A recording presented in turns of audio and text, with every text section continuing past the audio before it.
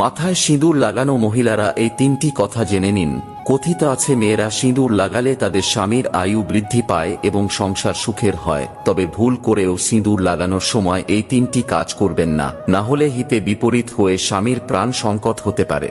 Number 1, সিঁদুর লাগানোর সময় খেয়াল রাখবেন সেটা যেন কপালের মাঝখানে অবস্থান করে, কারণ এমনটা করলে স্বামীর আয়ু দীর্ঘ হয় এবং বৈবাহিক জীবন সুখের হয়।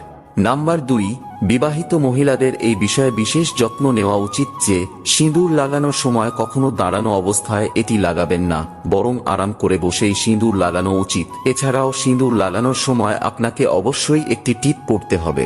3 নম্বরটি জানার আগে আমিও দেখব যারা আমায় মন থেকে বিশ্বাস করেন তারা ভিডিওটি লাইক করে কমেন্টে জয় শ্রীকৃষ্ণ লিখে যাবেন।